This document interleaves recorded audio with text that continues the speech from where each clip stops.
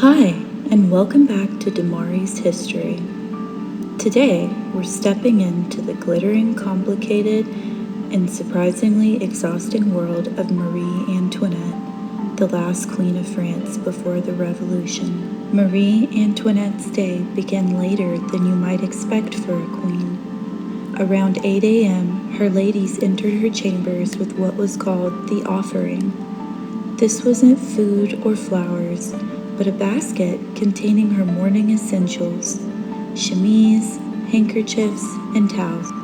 Even something as simple as receiving these items was wrapped in layers of ceremony. She also received the Gazette des Tours, a book of fabric swatches representing her seasonal wardrobe. Each season included 12 full dresses, 12 demi-dresses, and 12 rich gowns with panniers. The queen would select her looks for the day by marking swatches with pins. These gowns were brought in grand taffeta baskets. After this came her bath, a rare luxury at the time, but one Marie Antoinette insisted on nearly every day. A large tub was rolled into her room and attendants prepared the bath. She wore a robe of English flannel buttoned all the way down and, for modesty, was shielded from prying eyes by large sheets as she stepped out.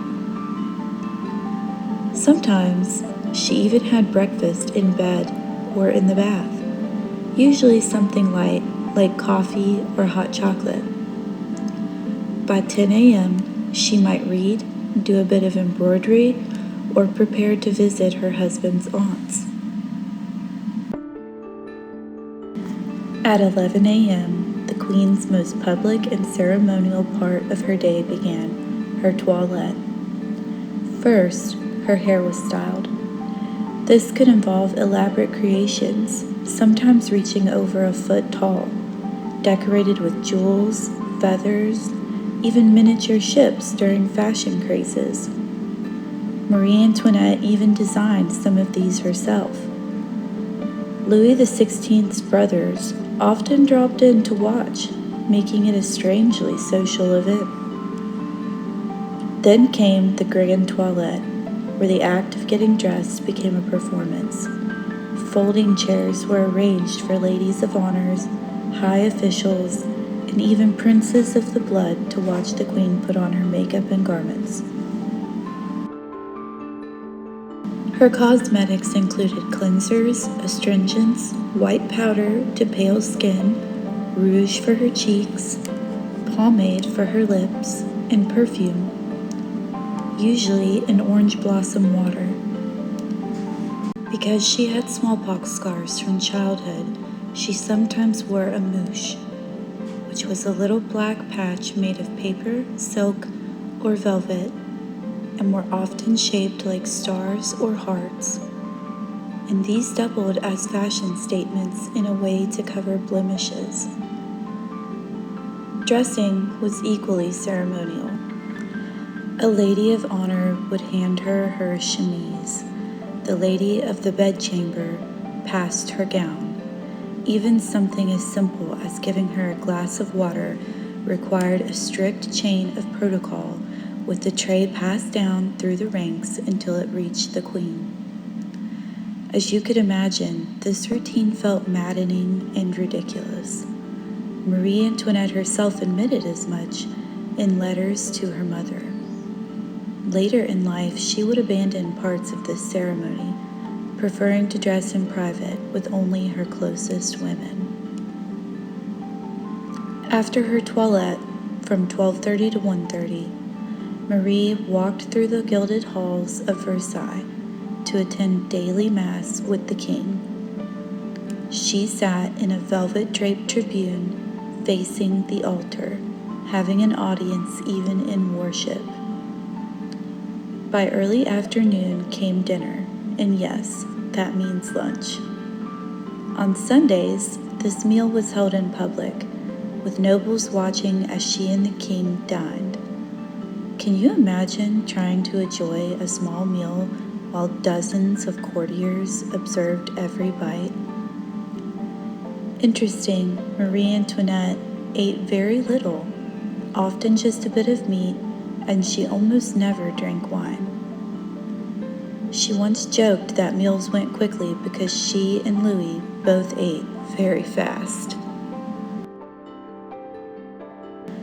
After dining, from around 1:30 to 6:30, the Queen would spend time with her husband, the Dauphin, later Louis XVI, or return to her private apartments.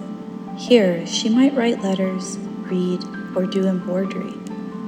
She often visited the king's aunts or had lessons. Music and singing were her favorites. At 5 p.m., she might have had a harpsichord lesson or practice singing, followed by a stroll through the garden of Versailles. Although her life seemed filled with leisure, it was also incredibly public and restricted. Evenings at Versailles sparkled with entertainment. Marie Antoinette loved cards, masked balls, operas, and theater. Sometimes she even performed in private plays, enjoying the chance to step away from her role as queen. At supper, at around 9 p.m., she ate more than at dinner, perhaps a bit of bouillon, chicken, or biscuits dipped in water. And again, all of this could be watched by members of the court. Finally, around 11 p.m., the ceremonial coucher, or bedtime routine, took place. Much like the morning toilette, this was a formal ritual where attendants helped prepare her for bed. She often wore wax-lined gloves overnight to keep her hands soft. Though she longed for privacy, even her sleep was a performance, ending one day of ceremony only to begin another. A day in the life of Marie Antoinette was a dazzling performance, a mixture of glamour, suffocating ceremony, and constant public attention. We know she disliked a lot of it because of the letters she sent to her mother. Yet these daily rituals reveal not just her personal life, but the way power and status functioned at Versailles. Behind the silks, jewels, and towering hairstyles was a young woman who just wanted a simpler life. Unfortunately, the world around her would never allow it. Thank you for joining me on this look at Marie Antoinette's daily routine.